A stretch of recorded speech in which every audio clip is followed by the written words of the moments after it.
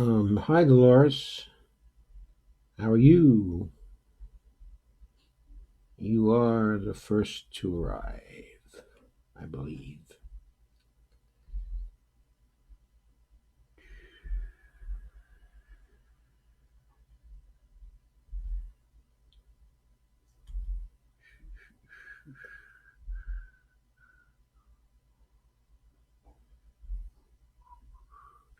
Hey Rob, great to see you.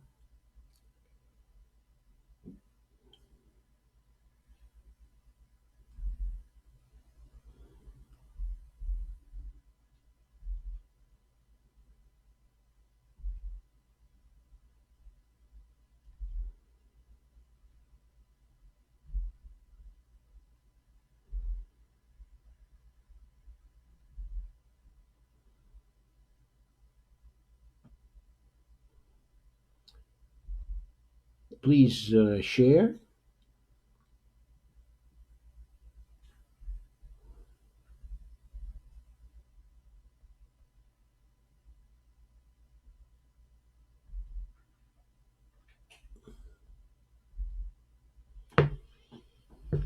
Hmm.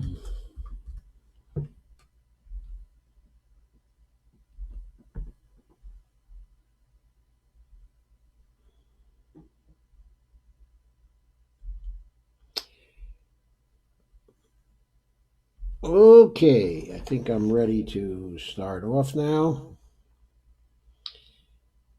What I want to do tonight is to talk about deficit spending using future reserves versus deficit spending using overt congressional financing. And this stream was suggested to me by an article which appeared at New Economics Perspectives that was written by J.D. Alt, who every once in a while writes really a very, very good post, but for NEP. And this one was very interesting. Okay, very interesting post. I placed the link to his post in the description, so you can see it there. And I'm going to begin to share some slides I prepared for this particular presentation. Okay, so I'm going over here. That's not the slides you see, it's my Facebook page, but I'll have the slides up in just a second. And here they are.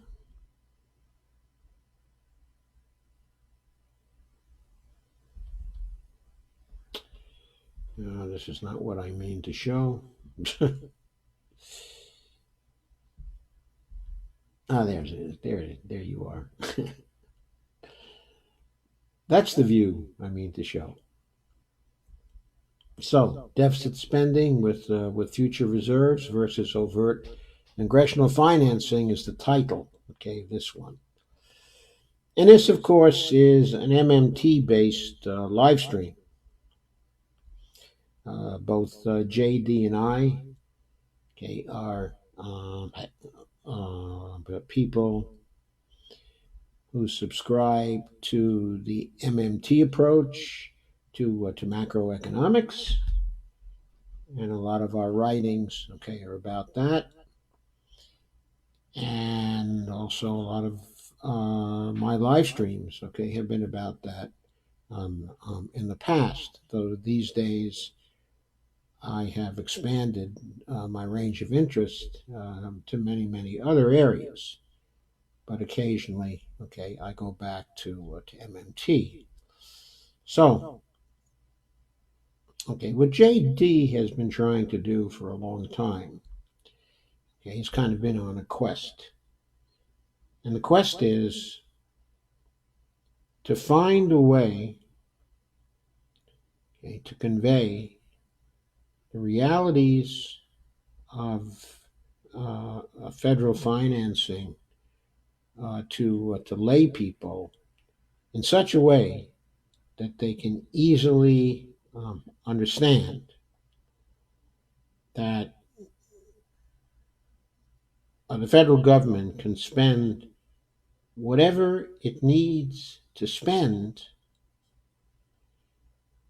to fulfill the needs of the United States, and that its only constraint, uh, its only real constraint, or its primary real constraint anyway, other than the constraints, okay, that come about from having spending that has extremely negative consequences, okay, of all kinds, okay, but essentially a finance related constraint is whether it spends so much in a period of time that it drives the economy into an inflationary period. And that happens when the money the federal government creates through spending exceeds the resources that are present in the economy to absorb that particular spending. So he wants to explain this in as common sense a way as possible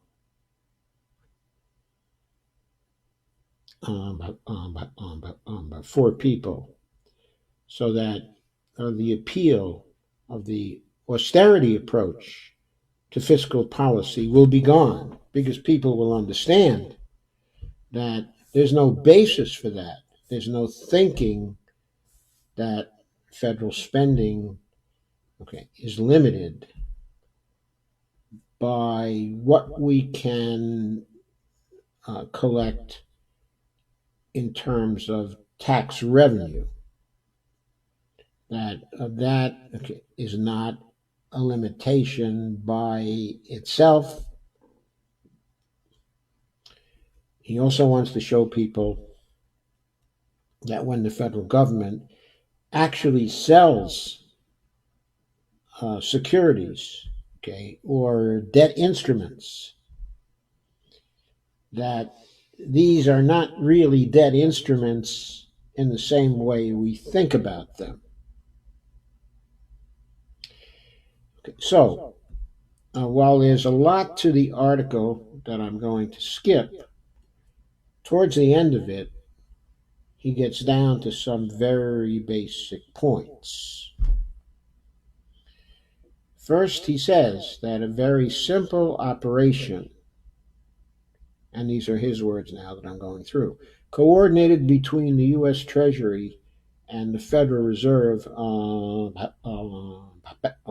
banking system. Okay, so that includes all of the banks that are part of the Federal Reserve system, including banks like Wells Fargo and Chase and all the others we normally recognize as part of the banking system, down to rather small banks that are also part of the banking system. Uh, that a very simple operation that he's going to outline here makes it possible for the Treasury to spend today the future dollars it creates with its Treasury bonds. In other words, he's telling you here that he considers Treasury bonds to be like a future money, okay, future dollars. Why does he say these are future dollars? Because The federal government is constrained by the Constitution to pay back the principal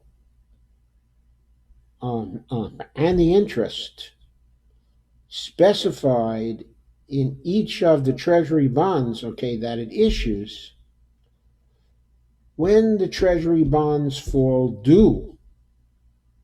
So, as a legal matter, constitutionally, we have to redeem each bond, the government has to, when it falls due, so that the person who is buying a Treasury bond in the present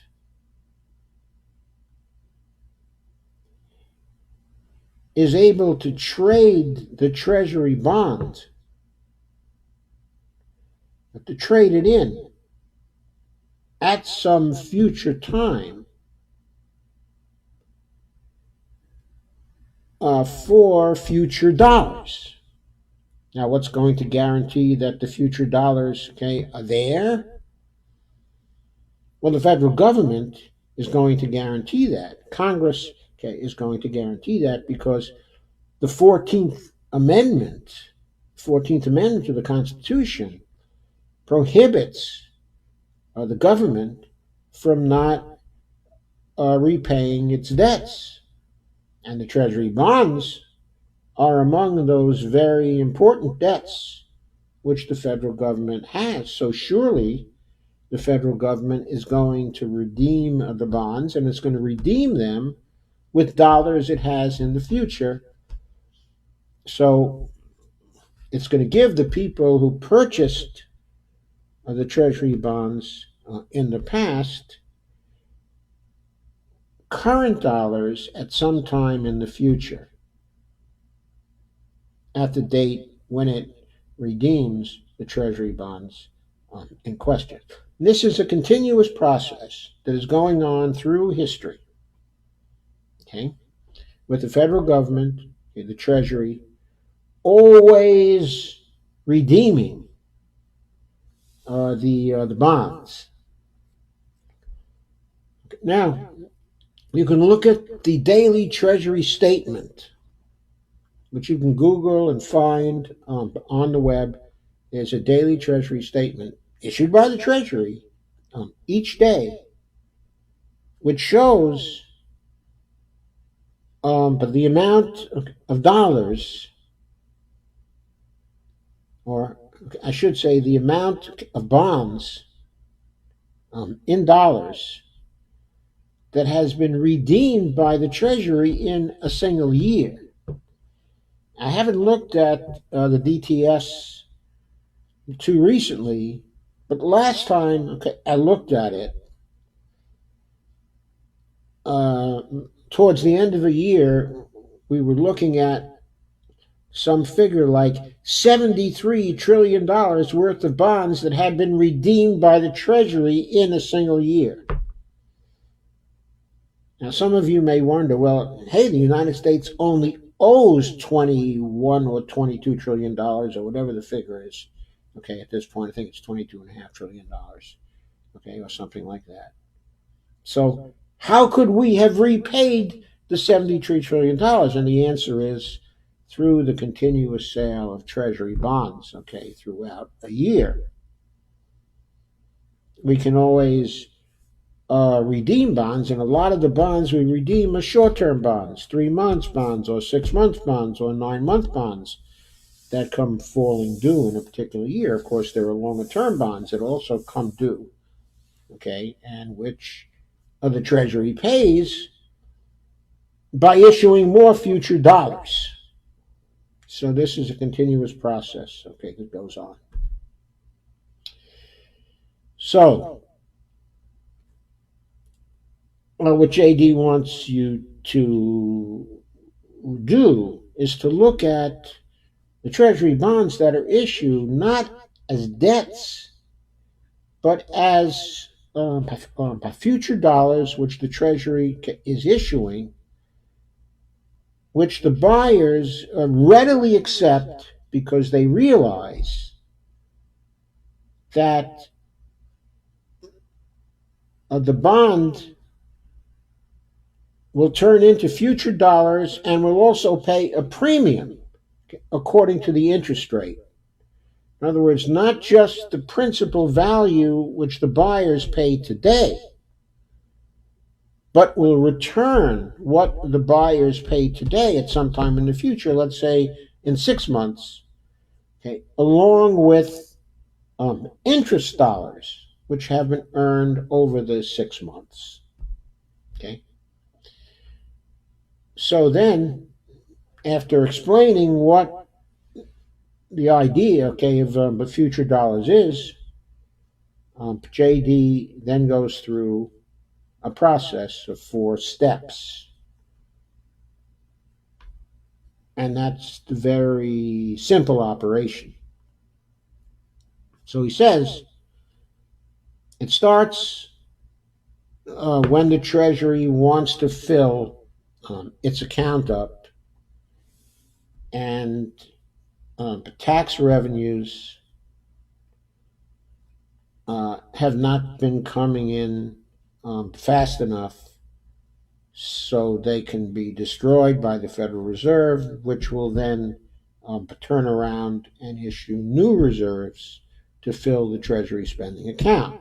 So the Treasury sees this, it sees that it's going to run short of actual reserves that it can use to spend the appropriations, okay, of Congress, so it issues Treasury bonds. And in this case, he wants you to visualize, okay, it issues a single Treasury bond. And he says, okay, or a single Treasury bond in the amount of the future dollars, okay, that the Treasury is going to give back at some future time.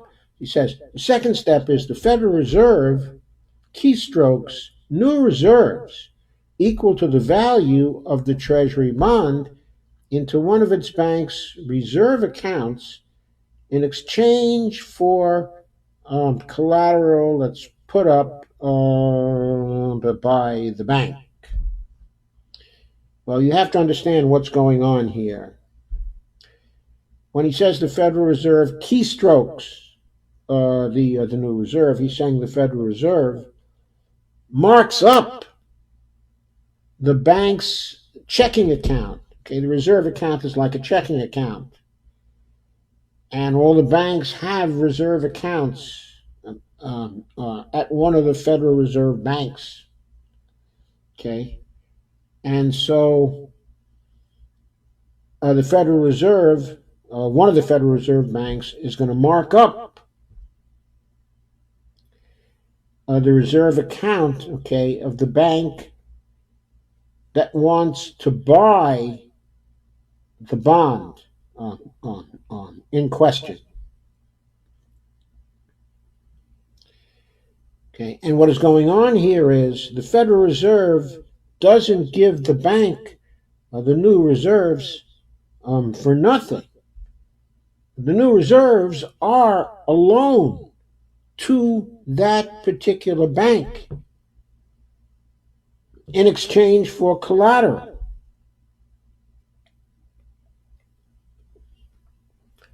So what is the collateral?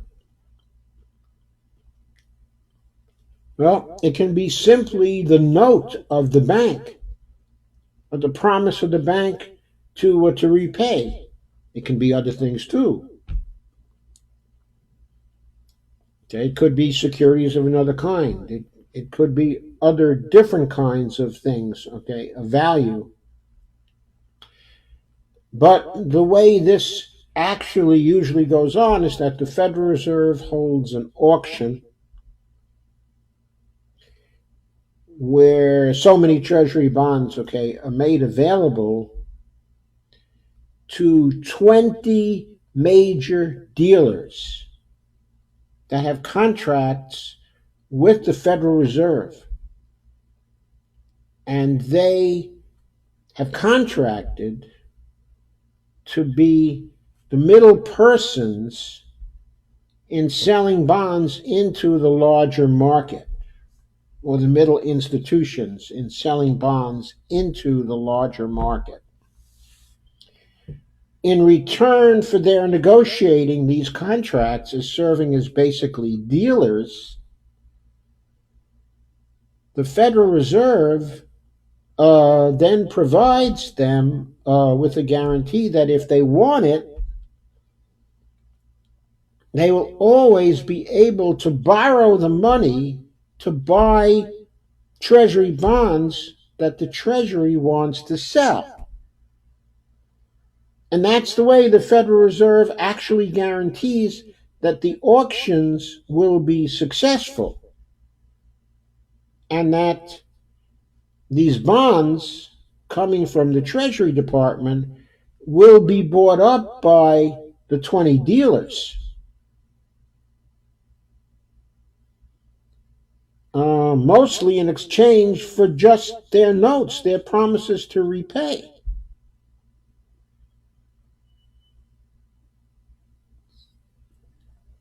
So once the banks get the new reserves that were newly created by the Fed, the bank or banks involved trade the new reserves to the Treasury in exchange for the Treasury bond.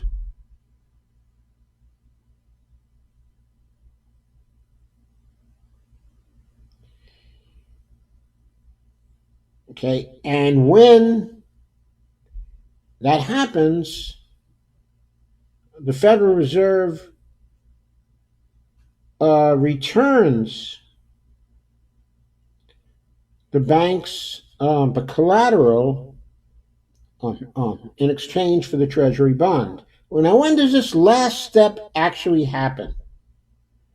It doesn't necessarily happen immediately.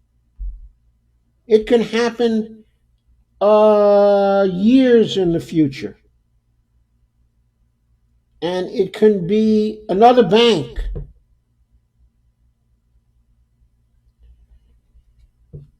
which actually sells that Treasury bond to the Federal Reserve at some time in the future.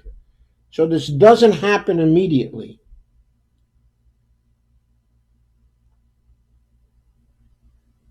Okay, but if a bank should turn around, if one of these 20 dealers, for example, but turns around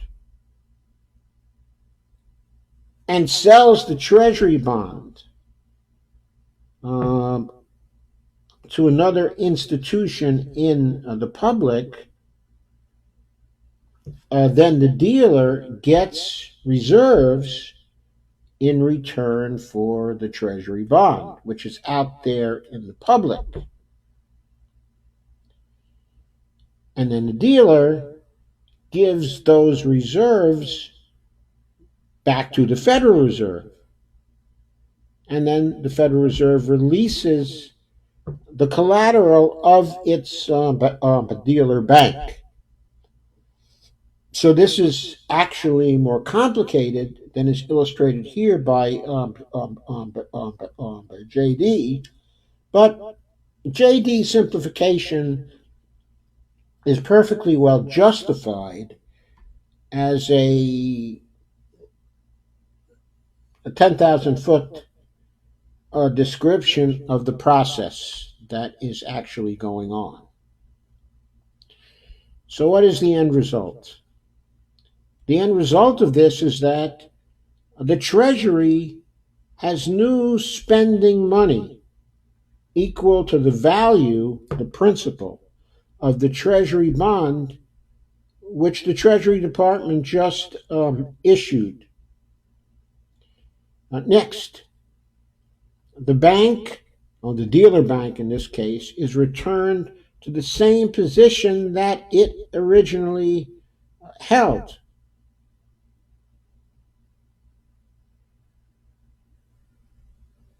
Okay, it stands in exactly the same place. It has given the reserves to the Treasury Department. It has gotten a Treasury bond. It's either sold the Treasury bond to someone else in the private marketplace, or it may have sold the Treasury bond actually to the Fed itself. So the bank is returned to the same position, okay, that it originally held, but it perhaps has gotten a broker's fee, or perhaps it's collected some interest, okay, along the way. So the bank has made some money by functioning as a dealer. And there are only 20 of these banks, so these banks are earning money all the time, continuously, over the year, selling Treasury bonds, buying the Treasury bonds and selling the Treasury bonds, never getting into a poor cash position as a result, because they're always borrowing from the Federal Reserve, which is creating a new money. So third, the Fed has on its balance sheet the newly issued Treasury bond. Yes, in the long term, it eventually has on its balance sheet the Treasury bond that was previously issued. So JD then says the Fed now owns something it logically doesn't need at all ever, future dollars.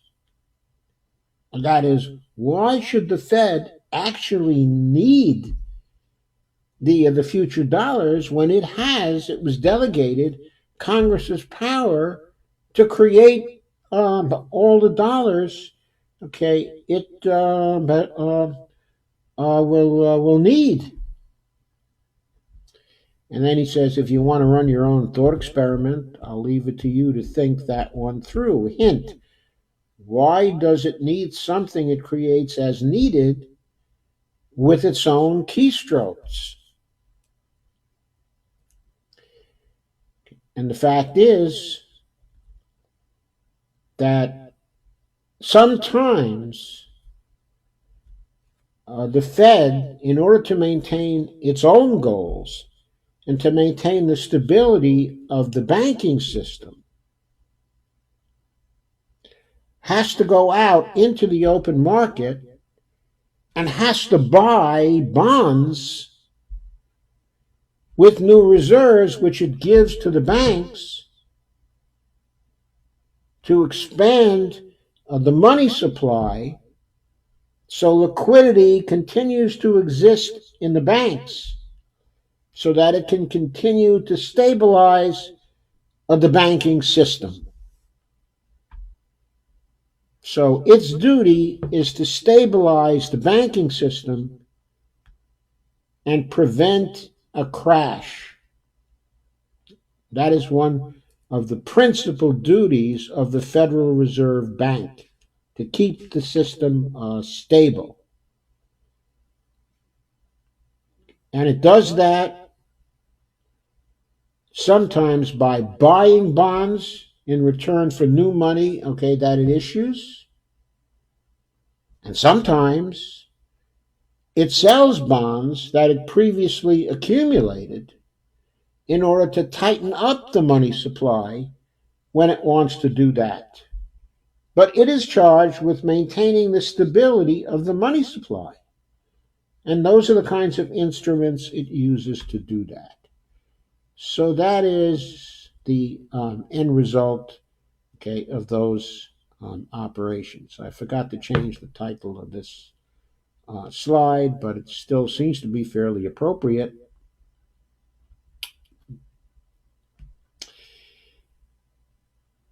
And his last 2 points are, the important work our explanation needs has already been accomplished. The U.S. Treasury has created the money it needs to buy for the American people themselves the non-profitable goods and services that Congress has determined through its democratic processes are in the best interest of America's collective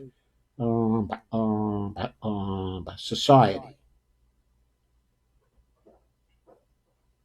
So JD has here depicted a process that facilitates a deficit spending,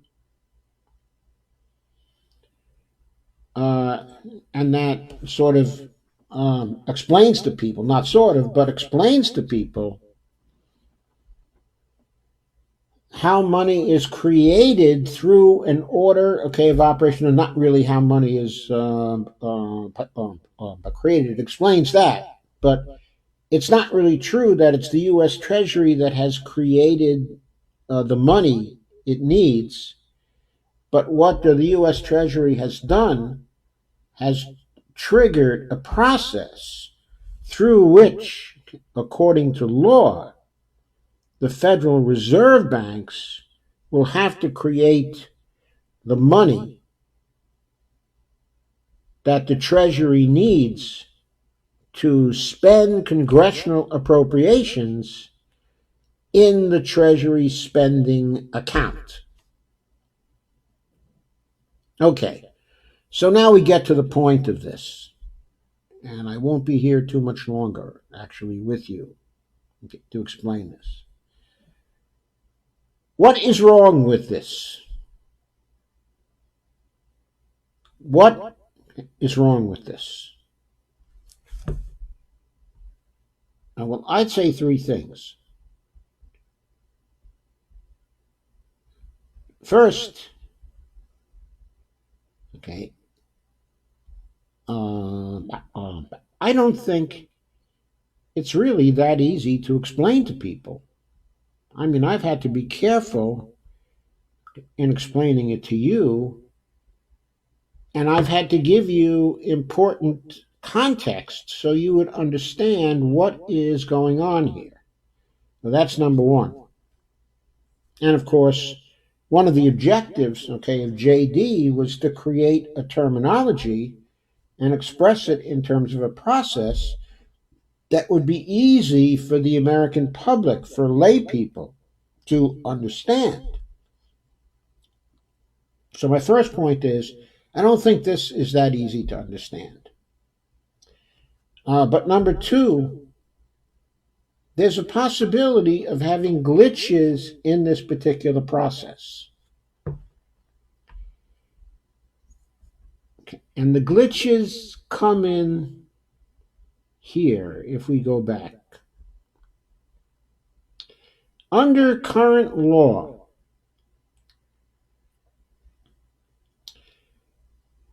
the Treasury can generally issue Treasury bonds to get the Fed to put some new reserves into the system, which will end up in the Treasury spending account.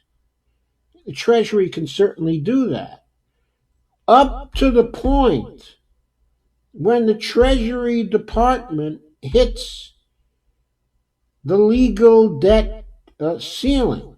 Now, we can say all we want that the Treasury bonds are simply future dollars. But the point is, from the standpoint of the law, the future dollars are viewed as debts of the federal government, illegally viewed as debts of the federal government. It doesn't matter so much what they are from a functional point of view, a functional finance point of view. From a functional finance point of view, they are future dollars, yes. But from a legal point of view, when you sell a Treasury bond, when the Treasury sells a Treasury bond, it is incurring a debt. And the debt limit is comprised of the sum of all the principals, all of the principal values of the Treasury bonds that are outstanding, that have not been repaid at any particular time.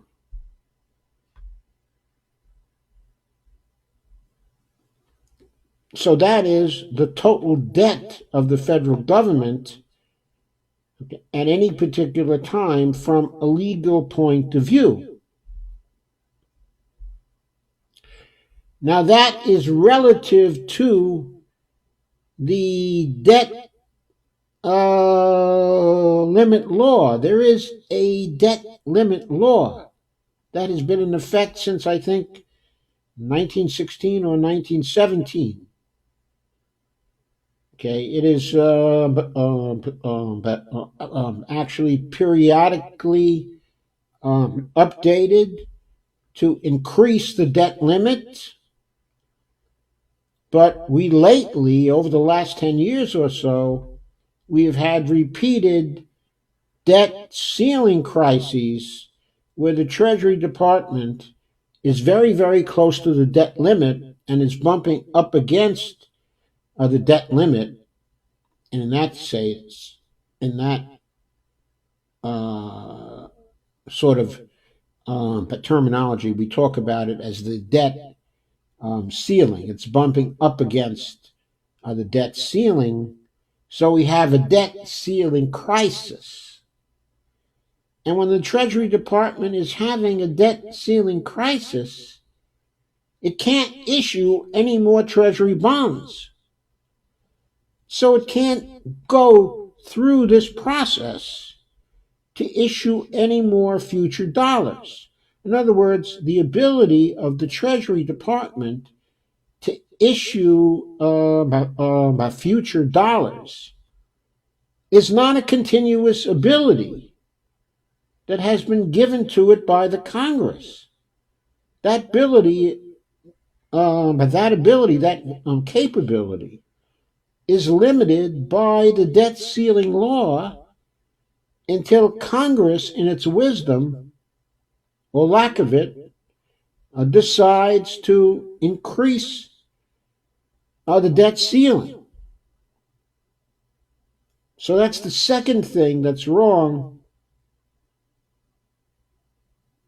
with describing this process without calling attention to the fact that there can be a hiccup in this process before the very first step, okay, at various times.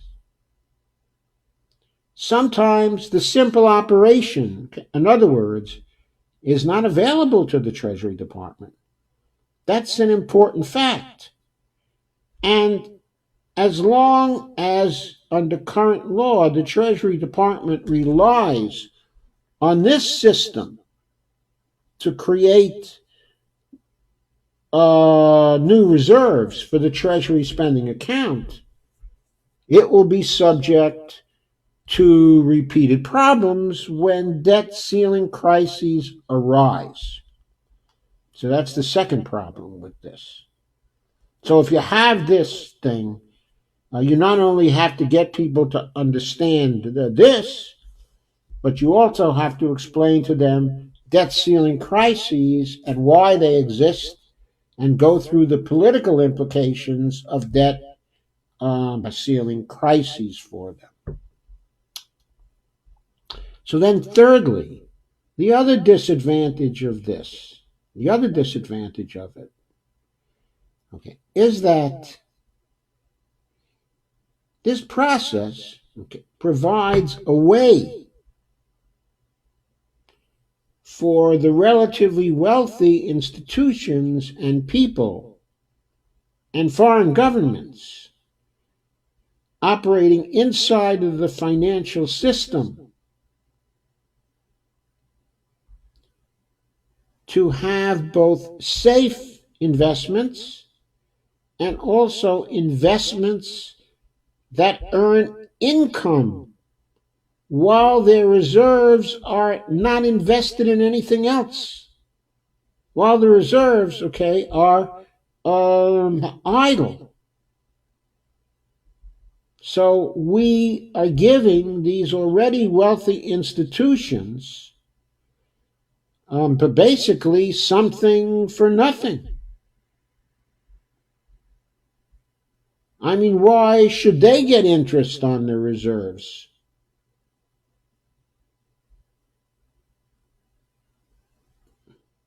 why should they get interest on essentially but future money when the federal government, according to the Constitution, has the power just to issue money so that the Treasury can have all the money it needs in the Treasury spending account to spend what it needs.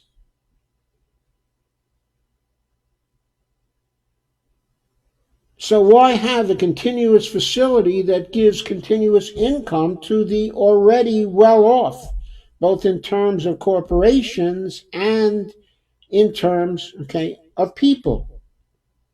Why is that? Why is that in accord with public purpose? So that's the third thing that's wrong, okay, with this particular system. First, it's not so easy to explain. Also, second, it is subject to glitches when we have debt ceiling crises. Okay. And third,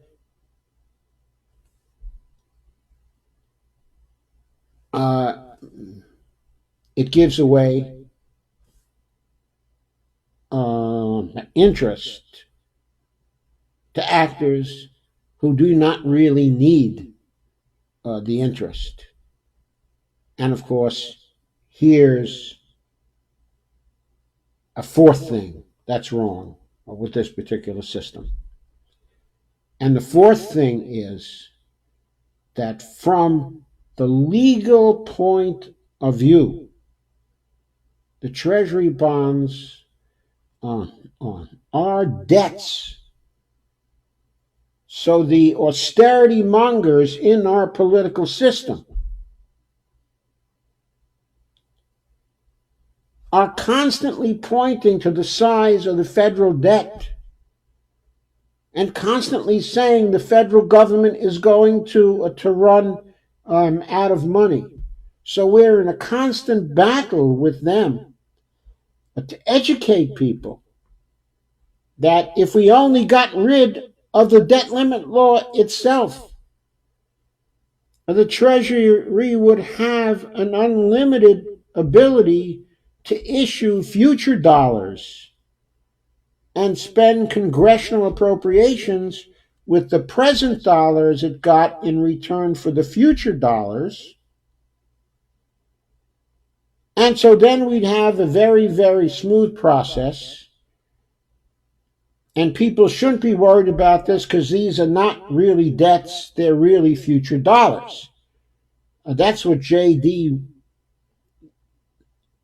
that is the political messaging that JD wants to be involved in with people. But really, to make that successful, first thing he needs is for the debt ceiling law to go. That requires a political change. It requires a legal change. It requires a legislative change. So that's necessary to get this actually done.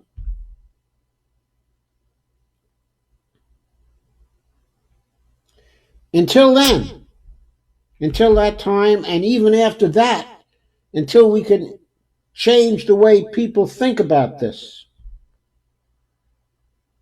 what will happen is that the austerity mongers, the Peter G. Peterson foundations of the world, will be able to go to Congress every single year.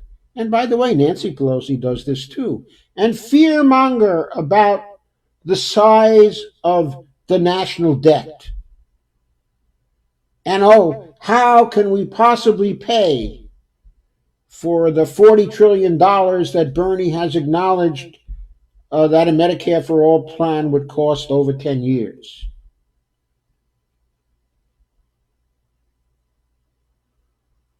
Or the 300, I'm sorry, did I say billion? I meant to say trillion.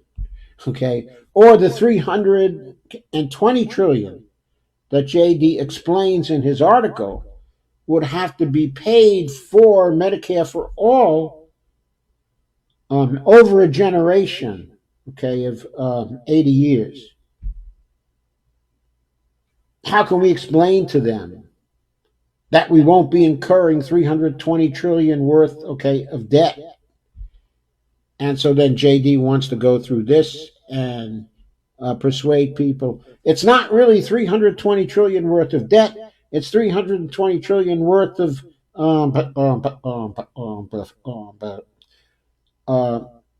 actually future dollars, and the future dollars will be getting redeemed as we go along.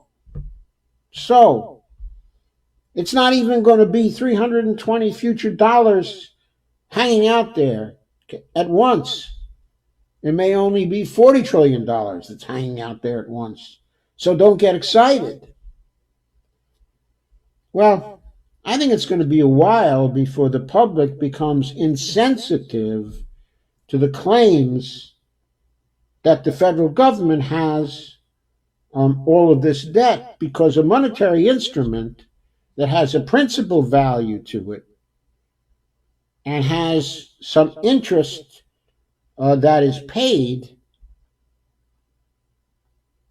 and that is exchanged for money in the present, it might be some time before people acknowledge that that's not really a debt. As I say, that is hard to explain. So we're in a political messaging battle to continue to explain that. And the debt terrorist austerity types will contend with us with continuous fear mongering, which they've been actually doing now for some time, very, very successfully, to undermine what we are trying to do. So, the question that I raise, is there a better way to create the money to spend congressional appropriations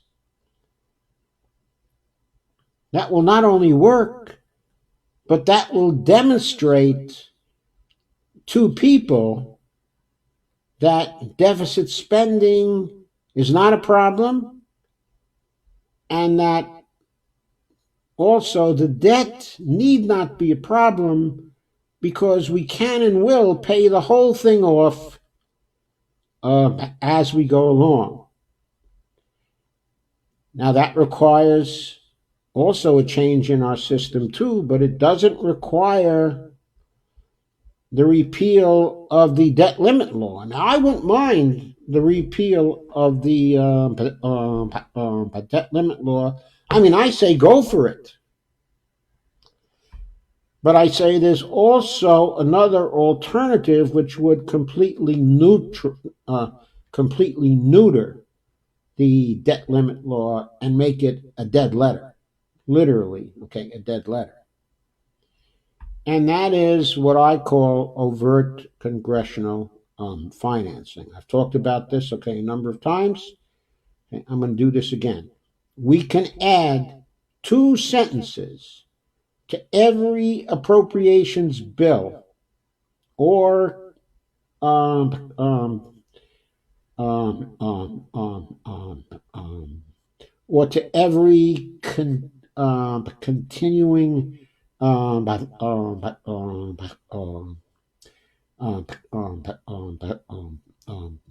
or to every continuing resolution bill, okay, or any other kind, okay, of what we call an appropriations bill or a money bill.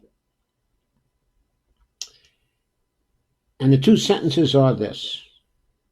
The first one says, upon passage of this appropriations bill, the Federal Reserve is directed to fill the Treasury spending account at the New York Federal Reserve with the addition to its reserve balance necessary to spend this appropriation. Does Congress have the constitutional power to say this to the Federal Reserve? You betcha it does. It absolutely does. It has the constitutional power to create as much money as it wants to create, and the Federal Reserve only has the power to issue reserves as a result of the delegation of that power by Congress to the Federal Reserve. So, of course, the Congress can say to the Federal Reserve at any time, hey, we want you to create such and such amount of money by marking up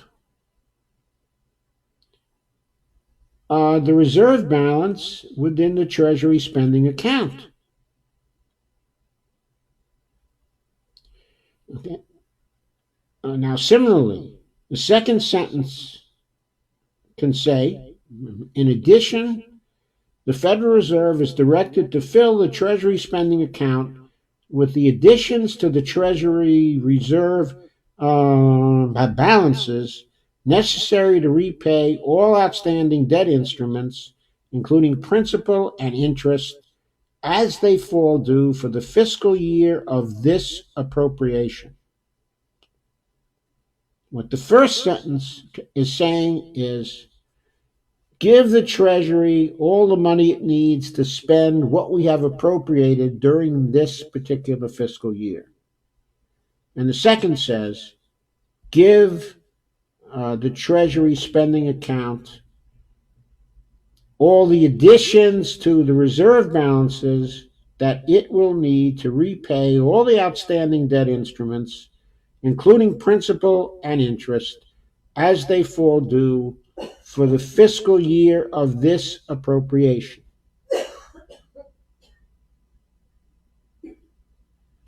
Once these orders are given to the Federal Reserve in the context of an appropriations bill, the Federal Reserve will make it happen. It has the legal basis for filling the Treasury spending account. Now, why is this a better way than the other way described by JD? It's because it's easy to explain to people that Congress is getting rid of the debt in an orderly way by ordering the Federal Reserve to produce the reserves that are necessary for the Treasury Department to pay off the debt in a gradual way over a period of 30 years that's not going to result in any inflation. And Congress can also explain, we've also included in the appropriations bill a simple sentence that orders the Federal Reserve to place the money the Treasury needs to spend our appropriation. And we have the power to do this under Article 1, Section 8 of the Constitution. I mean, for God's sake, everybody is going to understand that. It isn't difficult to say that or to understand it. We don't have to talk about the Fed doing this and its banks doing that and the Treasury Department doing this, okay, and doing that, and future reserves. We don't have to talk about any future reserves at all. All we have to talk about, okay, the Congress has decided to provide for the repayment, okay, of all our debts, and the Congress has decided, okay, to provide the Treasury Department the money it's going to need to spend what we have appropriated. Okay, so that's it. Those are the basics of what have to be explained to the public. It's that simple. Now, there will be some issues which will arise with respect to this. I know there are going to be some issues. But the basic concepts are very, very easy to understand. And this language can become institutionalized in Congress so that it's there in all appropriation bills. Let this happen. In other words, let the Democrats have control of Congress for 4 years and let them put this in every appropriations bill for 4 years. Now, first of all, by the time 6 months are up, trillions of dollars in the debt will have been repaid. By the time 1 year is up, I could calculate actually pretty much the precise account, actually the precise amount, but it's likely that we could cut the outstanding debt in half within 6 months. So the newspapers can immediately say, the mainstream media, can immediately say, we don't have $22.5 trillion worth of debt anymore. Now we're down to 11 trillion. And from here on in, it's going to fall more slowly, but over 30 years, which is the period for the longest term debt that we are issuing right now, over 30 years, the debt will be equal to zero. Unless the Treasury Department wants to issue debt for other purposes. In other words, for purposes not at all connected with producing revenue. In other words, there are other purposes to sell debt instruments, and those purposes include drawing down on the money supply. Okay, but we can talk about those purposes some other time. But other things being equal, assuming those purposes don't come into play, after 30 years, the debt of the federal government, the principal, will be at zero. People are going to understand that, and they're going to welcome it. The only ones who will be unhappy are the austerity people. The deficit terrorists who've been going to Congress each year and whose think tanks have been getting paid to scare the American people into not spending what we need to spend to get the nice things we all can have. So, I think that's a better alternative than trying to spread the idea that the debt instruments we issue are future money, which the Treasury is issuing because it doesn't have the authority from Congress to issue the money that it needs to spend congressional appropriations. So, anyway, that's my contention, at this point. And that's what I have to say about that.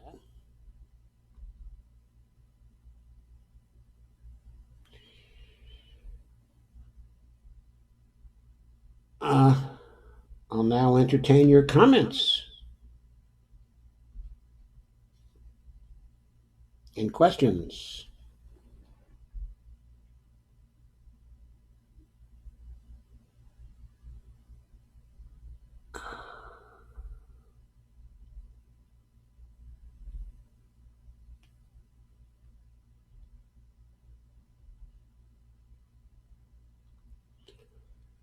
Okay, Judith J. Van Ryzen says, I tuned in late and cannot figure out what the heck he is talking about.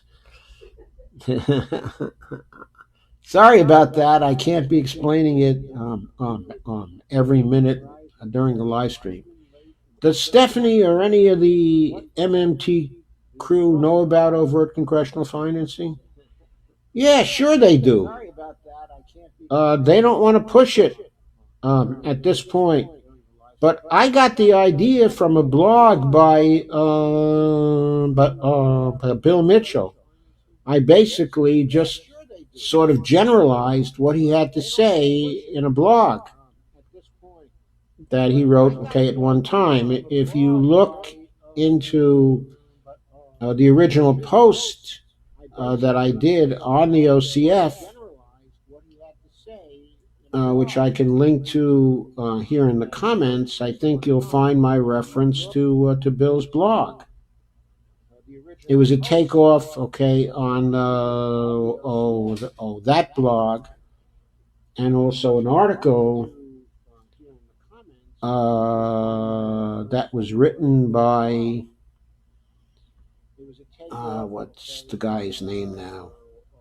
Anyway, it related to the idea of but something known as overt, um, actually monetary financing, the OMF, which this lord who was running the Bank of England, okay, at one time, but spread the idea that the Bank of England was actually engaged, okay, in OMF,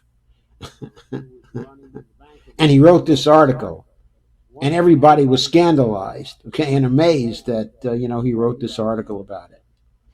Okay, so he wrote an article about it, and Bill Mitchell's in his blog said, "Oh, of course," and then he explained it, okay, in MMT terms, and yeah, so the MMTers know all about it. In fact, a couple of years ago, okay, or about a year ago, I guess, okay, in an interview that Steve Grumbine did with actually Warren Mosler, he explained the idea of OCF to Warren. Okay, and Warren said, "Well, yeah, I guess it's all right. I guess there's nothing wrong with it. It's just functionally, from a functional finance standpoint, it's really the same as just having zero interest rates all the time, and keeping the federal funds rate, okay, at zero. It's functionally the same as that. So why do it? Why do we need to do it? Let's just stop, have policies where we, okay, are issuing debt continuously, and we're having the interest rates, okay, at zero, the federal funds rate, okay, at zero. And then we will handle the economy, the ups and downs in the economy, using fiscal policy.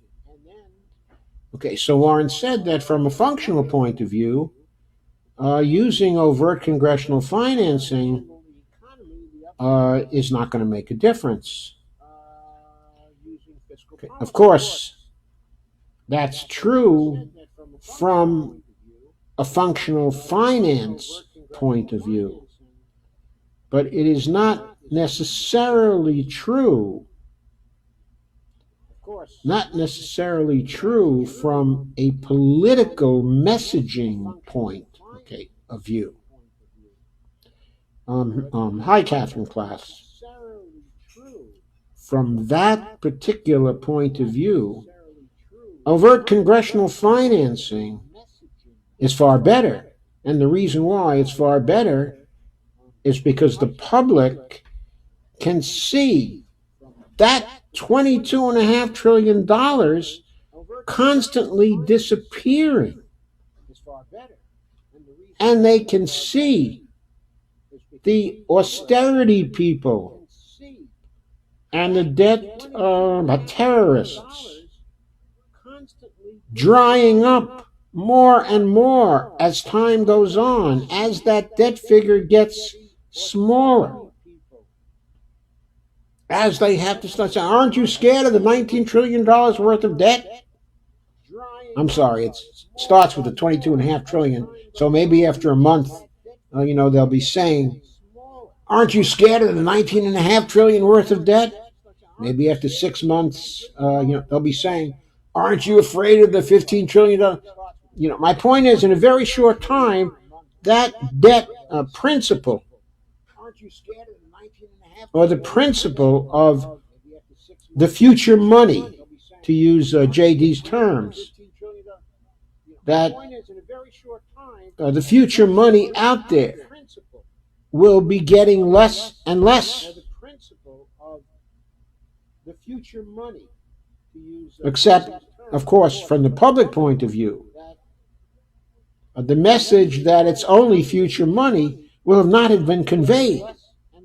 So they will still see it as the mountain of debt that the federal government owes. And they're going to see it as the amount of debt continuously declining as overt congressional financing is practiced by the Congress. I tell you,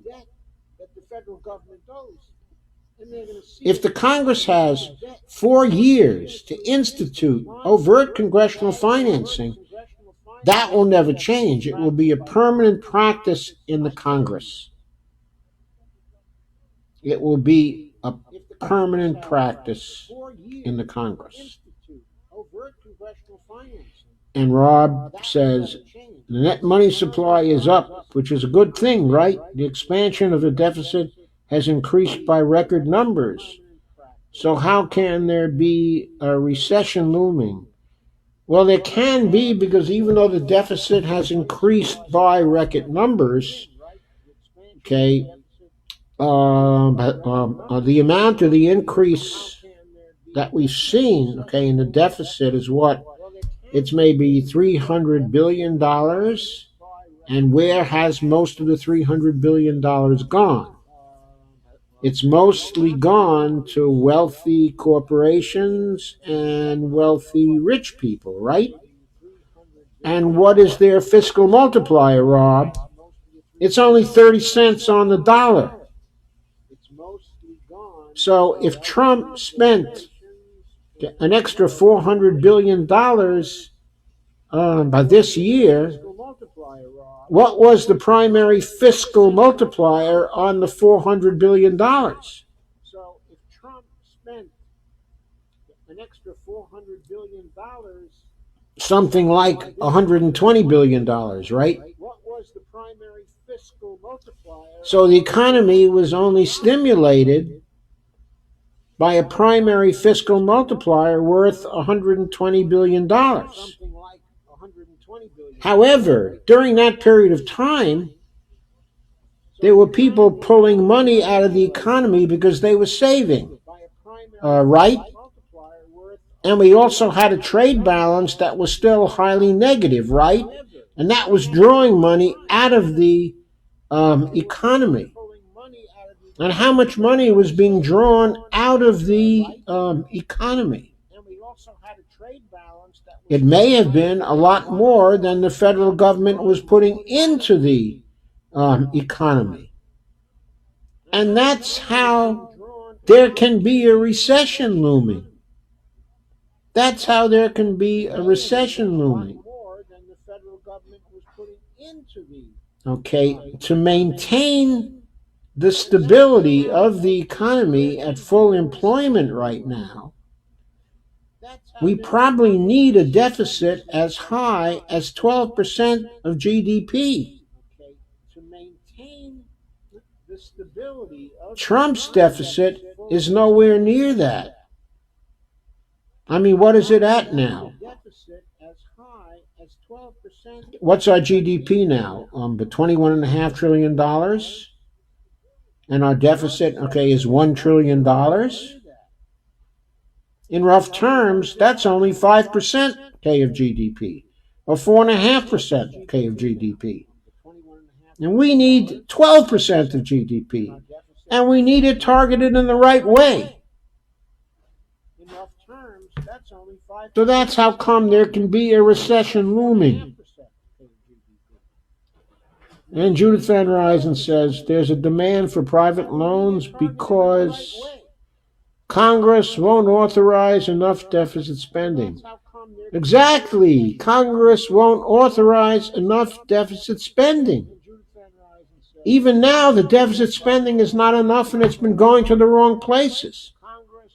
Going to tax cuts for the wealthy. Sorry I have to bend over like this. I'm going to put on my other glasses that let me see small print better. Then maybe I won't have to bend over so much when I'm reading your comments.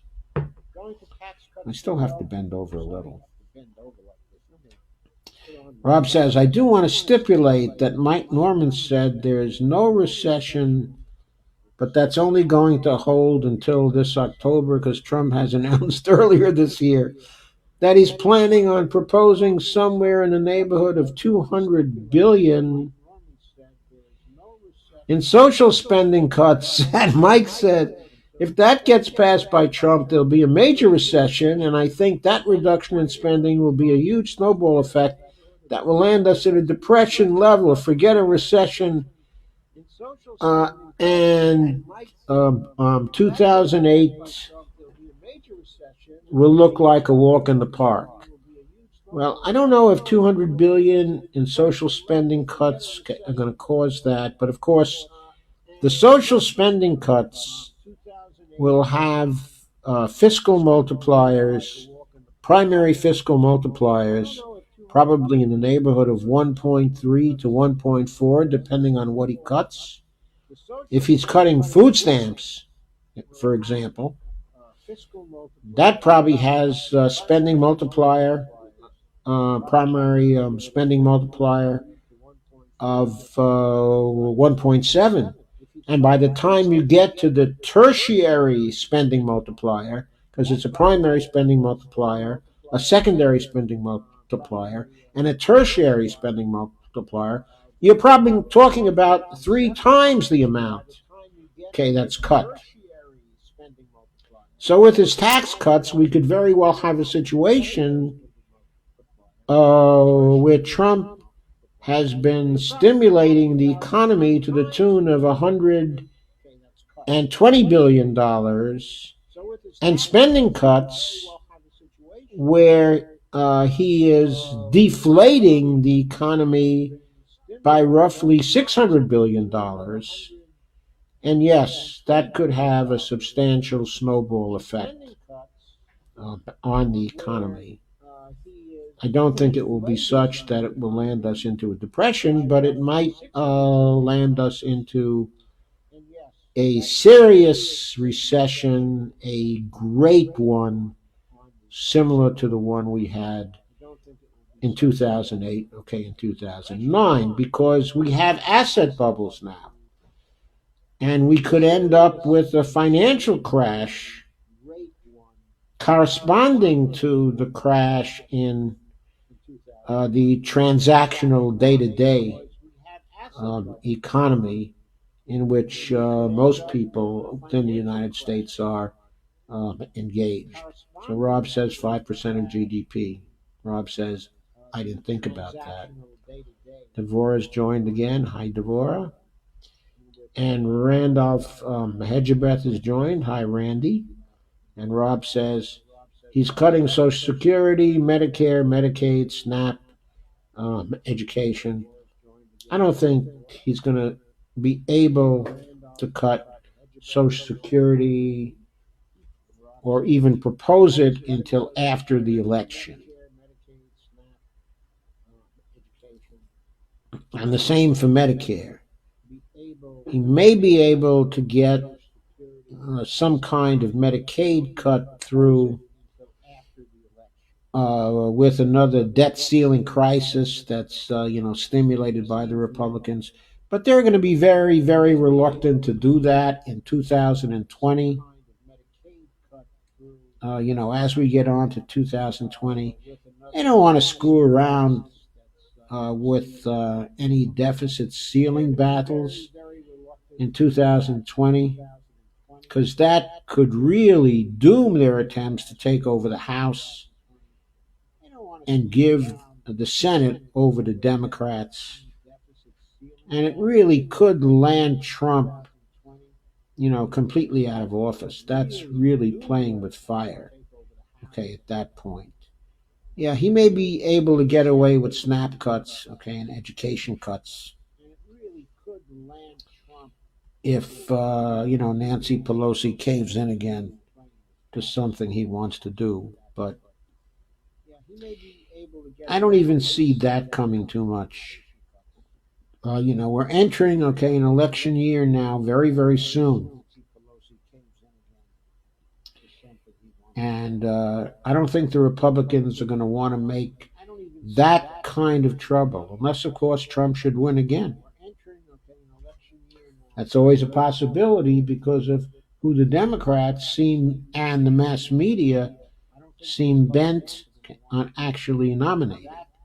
Rob says, I say a depression because once the private sector spending is reduced and business revenues fall, and the ones most vulnerable are the corporations that did so many buybacks of their stock. Okay.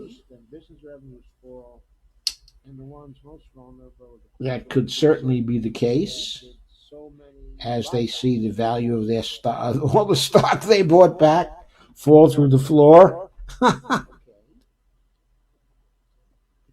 He says, I don't really know. That's why I would like to see you interview Mike. But both of you are MMTers and can really dig in deep.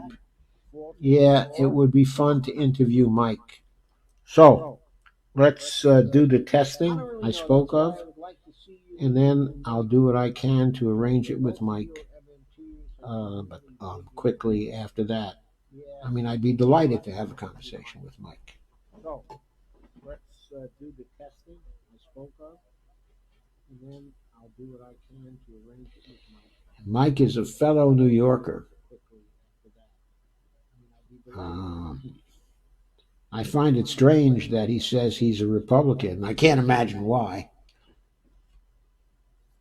But, that's another matter. I mean, party is a very complicated thing. And these days, when both parties, okay, are run by the neoliberals and the corporations. And Steve says hi. Yeah, hey Steve, how you doing?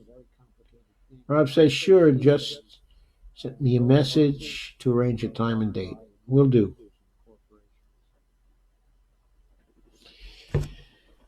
Okay. Any other comments or questions?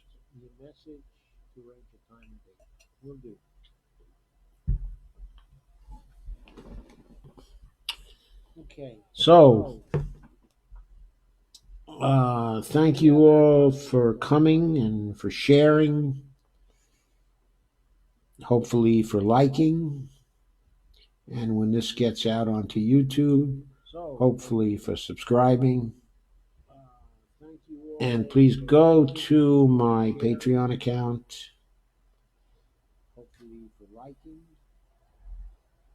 And if you like my content, then please send a contribution my way. It will be greatly appreciated.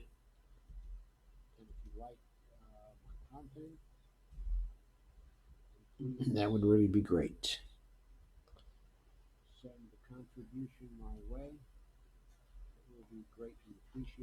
Okay, so let me go back to my Facebook now and see if there are any more comments. Rob says Mike is a progressive detached from any political party because he wants a lot of the same things, okay, that you and I want. Yeah, okay. I know that Mike is, pretty progressive, okay, about a lot of things, and may not actually materially differ from me on the policy questions. But I think that we may have some differences when it comes to capitalism versus socialism, as I think that you may know. It's not that I consider myself a socialist. I don't think the categories of capitalism as opposed to socialism are worth too much. But in the eyes of many other people, they may see me as a socialist. Rob says he's even in favor of a job guarantee. Oh, yes, I know that. I know that. I mean, I've known Mike now since 2010, since fairly early in 2010. We've corresponded, we've exchanged, okay, in various ways on the blogs. In fact, I was on his radio show at one point, actually, for an interview. And I guess I'll be returning the favor with, this interview on my show. Okay, I wish I had a larger audience for him, but at this point, we'll have to make do with what we have, right? And maybe if he comes on, okay, it'll be larger. Okay, because I'll tell you, he and I uh, are certainly going to have lots of fun. Well, I don't really know if he still has his radio show, but he used to have one.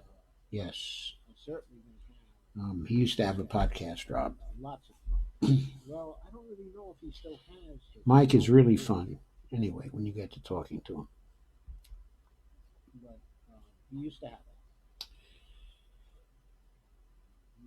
Okay, so are we done now?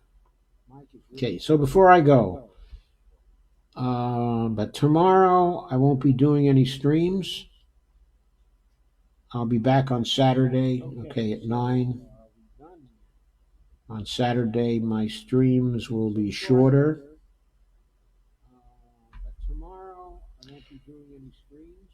Oh, well, okay, I'm already on YouTube. You can find my channel by searching for Joseph M. Firestone, and that will take you to my channel. And I have some videos that are up already, and I'll be putting some more up tomorrow, and I'll probably be putting some more up after that on Saturday and Sunday. I have a little bit of a backlog already, okay, on videos.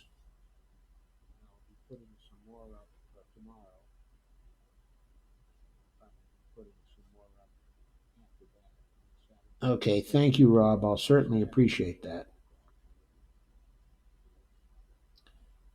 I certainly will. Okay, so that's me for tonight. So good night. Have a wonderful day tomorrow. And on Saturday, I'll see you on Saturday night. And then I won't be streaming on Sunday, okay, as well.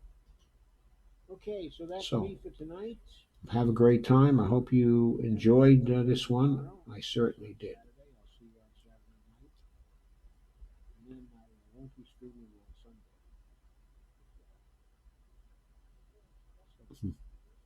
Have a great time. I hope you enjoyed this one.